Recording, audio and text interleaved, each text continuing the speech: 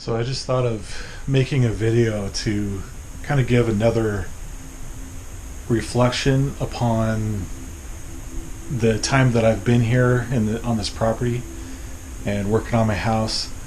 And it seems like every year or so I want to give a video of my perspective and what's happening, and I finally feel that I can kind of breathe a sigh of relief after this garage into a living space project, because the whole time I was always in a survival mode, and it seems like it's been like that for a very long time, even before I got this house. And so these last few winters have been constantly like there's a feeling of the winter's coming and I've got to survive this. And so I was very limited in what anything else I could do without feeling the anxiety of coming back to a place where I know I'm not going to get warm very easily, or I would have to crank up the heat and the bills would get higher and higher. So the last winter has been it was the kind of the breaking point that I had, and I realized that it really took a toll on me coming out of it. And I remember being very determined last spring, be like, I've really got to change something. I've got to put all of my attention, my resources, my money, my energy, all my focus, everything in on making it so my next winter is a good one, and that I'm comfortable, and that I need to resolve this.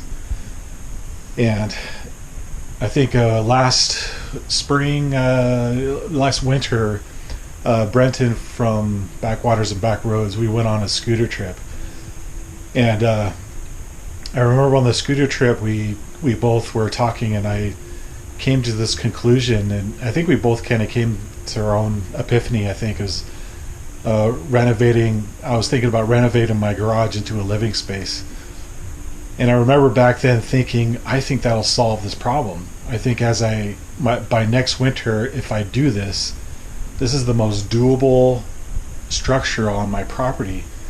And if I'm able to do it, I could gather the materials, and it won't take that much money.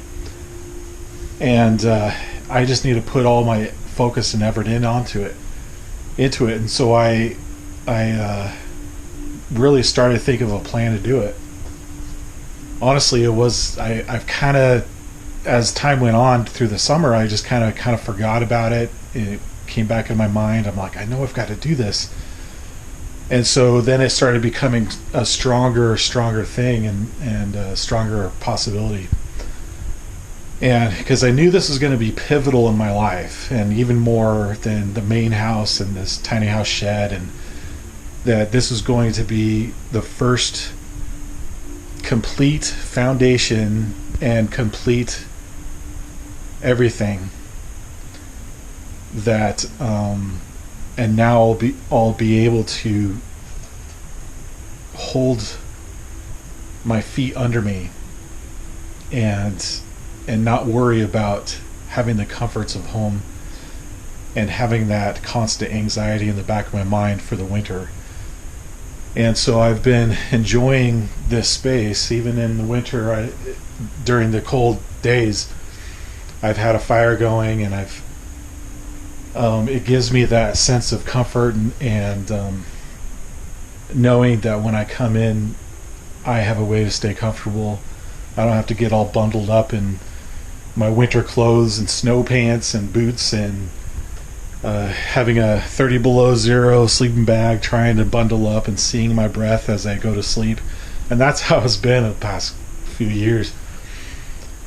And so and I know other people need to have this type of experience. and I wanted to express how pivotal and how difficult that is to get to. And I know a lot of people have their own stories. You may have your own story about this process. And like I remember just all my life just trying to pay rent, trying to figure out how to pay bills, and trying to go forward with a career or anything. And then suddenly later in life just getting so sick of the corporate jobs and just being miserable and doing the best I can, trying to keep a positive attitude through the whole time. Even though I didn't really like the job, I still try to stay positive and be a good employee. And it's after a while, I just started like my spirit was just dying. Seemed like every year or two I would just die even more, because I was seeing through the corporate world, and like there was limitations on every job that you had. I mean, and if you're not learning something in your job, or if you don't have good managers, good employees to work with, then your job is that much worse, especially if you just don't want to do that job. But so you're very blessed if you enjoy your job, and if it has if you're not wearing out and outgrowing it. And but it's a very difficult thing when you want to break out on your own and start to be free to be an entrepreneur and be successful at it, and be free to let your ideas flow and be creative. And if you have a venture that is either project based or maybe artistic based, or musician, or some kind of passion that you have that it's very, very difficult to make money in, then you'll find yourself not being happy at your factory job or whatever job it is, going around in circles all the time. I'm thinking about a bus driving job. It wasn't a bad job because I had great people to work with, but it was the job that I just felt like I was just going in circles, spinning on my wheels, and I just couldn't do it for very long. I did it for as long as I could. It was the people that I worked with that made it doable, but it's all these things kind of wrapped into one. And this moment of this garage finally coming together is very, very significant. And I've had help doing this, and I've had my brother, some people from my church, Brenton from Backwaters and Backroads, and others who have pitched in and helped at pivotal times when I really needed it. And because I don't ask for help, and it usually, when it becomes very obvious that I need help, it's not that I ask for it, it's just people really notice it. And so then they offer, and then I'm like, okay, yeah, I think I did need that, and I don't ask because I'm trying to figure it out. And most of the things I can do it on my own, but it's just so difficult when you have to do it by yourself. But and so all of these things kind of wrapped up into one, and I'm able, from now, I'm able to look forward and to see all of those things that I'm going to be able to do. And a big part of it is venturing on my own to do videos, to do more podcasts, to write more books, to travel more, and to go on trips. Like my older brother, he has a yearly thing that he does out in Utah, and I just love doing that. And he's done it for years, and I would say I've only been able to go like a handful of times because I've been trying to like survive and figure it out, pay bills, and so I had to do just basic bare minimum things, and I wasn't able to do anything like trips like that. And so this year was just, I had to, it was the inspiration of finishing this and just putting all my effort into it. And I think I explained on my videos that it was sometimes, some days it was just very, very difficult to get the motivation to do it and to get over problems, solve some problems. It got very, very difficult. But the end result is what I had in mind. And not just to have the space, but what it meant for me for opportunities next in the future. And so I really, as I've been living in here, those ideas of beginning to settle upon me and dawn on me that it's real, that I'm going to be able to start recuperating financially, catching up with bills, and then not only that, but then to propel forward into other ventures that I want to do. And I just feel so happy about that. And I absolutely know how it feels when somebody can't get to this point and find their space. And I'm not satisfied. I want to be off grid.